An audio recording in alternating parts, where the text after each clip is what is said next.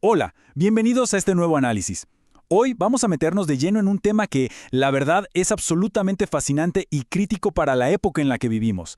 Estamos hablando de un choque directo, literal, entre la soberanía de los estados modernos y la tremenda influencia de las corporaciones tecnológicas y financieras.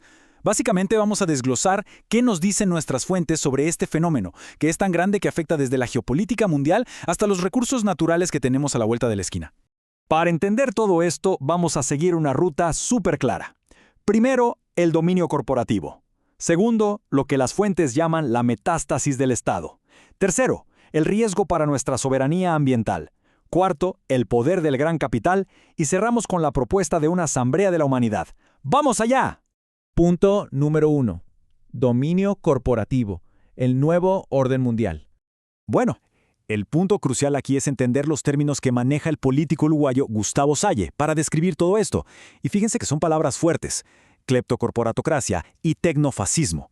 O sea, lo que nos plantea esta perspectiva es básicamente un sistema global donde las gigantescas agencias de inteligencia militar y los gigantes tecnológicos ya no son solo simples proveedores del gobierno, no, se fusionan para ejercer un control total. Es como si la soberanía nacional quedara relegada al asiento trasero, dominada por actores que nadie, absolutamente nadie, eligió democráticamente. Suena de película, ¿verdad? Pero es el análisis real que hoy ponen sobre la mesa. Y la pieza central de todo este rompecabezas, según las fuentes, es el famoso Manifiesto de Palantir.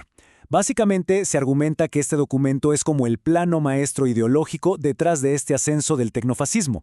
La idea es que al recolectar y analizar montones de nuestros datos de comportamiento, estas corporaciones militares están construyendo una especie de orden tecnofeudal, un sistema que prioriza la vigilancia total por encima de nuestras democracias y repúblicas de toda la vida. Incluso se señala que figuras como el filósofo Alexander Dugin apuntan a que este manifiesto es una de las piezas más importantes para entender la geopolítica de hoy en día. Pasamos al punto 2. La metástasis del Estado. Infiltración corporativa. Ahora, la gran pregunta es, ¿cómo logran exactamente estas megacorporaciones meterse en el Estado? Y aquí es donde Gustavo Salle usa una analogía clínica que es brillante. La llama metástasis. Es un proceso de 3 pasos. Empieza súper sutil. Primero, la corporación consigue contratos pequeñitos, tal vez servicios básicos. Paso 2, la metástasis estructural. Es decir, se empiezan a expandir como un virus, ganando terreno dentro de la institución. Y el tercer paso, agárrense porque es el más fuerte, es la sustitución ontológica. En este punto, la corporación ya no trabaja para el Estado. Literalmente reemplaza la esencia misma y los objetivos de la institución pública para que sirva a su propia agenda corporativa. Un cambio de juego total. Para que no suene solo a pura teoría, el análisis nos da ejemplos concretos y se enfoca en Uruguay, denunciando una pérdida gravísima de soberanía. Según las denuncias, las agendas nacionales ya ni siquiera se debaten en casa, sino que vienen dictadas desde afuera, por lugares como el Foro Económico Mundial. Además, mencionan la entrega de toneladas de datos de ciudadanos a entidades extranjeras, como el Instituto Tony Blair. Y todo este engranaje, según las fuentes, tiene un objetivo muy claro: desindustrializar a las naciones para que queden simplemente como enclaves de extracción para estas multinacionales. Lo que nos lleva directamente a nuestra tercera sección: soberanía ambiental en riesgo, recursos en peligro.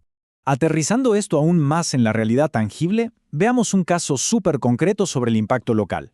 Las fuentes destacan las denuncias de la representante Nicole Sal sobre la exploración sísmica en el mar uruguayo. Y aquí hay varias banderas rojas. Se habla de contratos entre la empresa estatal ANCAP y la Universidad de la República, que básicamente obligan a los científicos a pedirle permiso a la empresa petrolera antes de publicar sus investigaciones. Imagínense el nivel de control. Además, apuntan a las famosas puertas giratorias, técnicos que hoy trabajan para las corporaciones extractivas y mañana tienen altos cargos en el Ministerio de Ambiente, autorizando exploraciones sin estudios ambientales serios de por medio. Pero esperen, que la cosa se pone más seria. Una auditoría interna demostró que el propio Ministerio de Ambiente ni siquiera tiene la capacidad estructural real para controlar estas actividades o procesar las denuncias de la gente. Y el argumento central de las fuentes aquí es clave. Nos dicen que esta debilidad del Estado no es un simple error de la burocracia, para nada. Sostienen que el Estado es intencionalmente mermado, debilitado a propósito, para dejarle el camino libre a las corporaciones y sus negocios.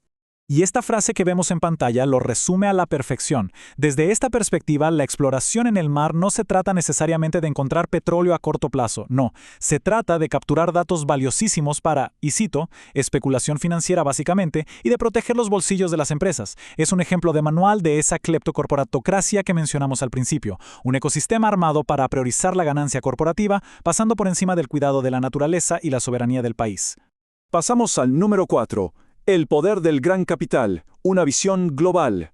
Volvamos a alejarnos para ver la imagen completa. Fíjense en esta declaración súper potente que hizo el presidente de Colombia, Gustavo Petro, ante las Naciones Unidas. Su punto es contundente. Dice que el sistema tradicional de Estados-nación simplemente ya quedó obsoleto. Ante crisis mundiales enormes, los estados se quedan impotentes. ¿Por qué? Porque el poder real, el poder de decisión, ya no lo tienen los gobiernos elegidos, sino las grandes corporaciones del gran capital. Un grupo tan pero tan exclusivo que, según sus palabras, está manejado por apenas unas 4 o 5 personas en todo el planeta.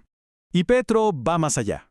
Desde esta visión, la falta de acción frente a la crisis climática o el aumento de las guerras internacionales no son simples casualidades, son herramientas de dominación. Argumenta que el uso de armas de ultra alta tecnología contra la población civil actúa como un experimento brutal y un mensaje de advertencia. Básicamente, la idea es someter, por medio del terror, a cualquier pueblo que intente buscar una verdadera libertad frente a este inmenso modelo económico extractivista mundial. Y llegamos a nuestra última sección. Número 5. Una asamblea de la humanidad. Propuesta de cambio. Entonces, con este escenario tan oscuro donde el poder corporativo anula la capacidad de los estados, surge un contraste radical. El discurso de Petro critica fuertemente a la ONU actual, describiéndola como una asamblea de los estados paralizada por los vetos de siempre y totalmente incapaz de frenar catástrofes humanitarias. En su lugar, propone algo inmenso, pasar a una asamblea de la humanidad, un modelo totalmente democrático y diverso, donde el poder no lo tengan gobiernos limitados, sino directamente la diversidad de todos los pueblos, devolverle el verdadero poder constituyente a la población mundial. Claro, suena bien en papel, pero ¿cómo logramos eso? Las fuentes detallan pasos drásticos pero concretos. Primero, usar herramientas como la Resolución Unidos por la Paz para saltarse ese bloqueo histórico de los vetos en el Consejo de Seguridad. Segundo, convocar sin perder tiempo a un gran diálogo mundial entre todas las civilizaciones. El objetivo final es forjar una coalición global lo suficientemente unida y con la fuerza necesaria para desmantelar esta opresión corporativa sistémica e imponer la paz. Argumentan que solo así, empoderando directamente a la gente, vamos a poder evitar un colapso global. Y esto nos deja con una pregunta gigantesca para cerrar este recorrido. Viendo cómo avanza este supuesto tecnofascismo del manifiesto de Palantir, la metástasis de las corporaciones en las instituciones del Estado, la entrega de nuestros recursos naturales y la parálisis de entidades como la ONU, ¿podrán realmente la soberanía de los Estados y nuestras democracias sobrevivir a este poder tecnológico y corporativo sin precedentes? Entender los hilos que mueven a estas macroestructuras es absolutamente indispensable para comprender el futuro del mundo en el que vivimos. Gracias por acompañarnos en esta explicación de las fuentes. Queda el tremendo desafío de seguir cuestionando y analizando todo lo que da forma a nuestra realidad. ¡Hasta la próxima!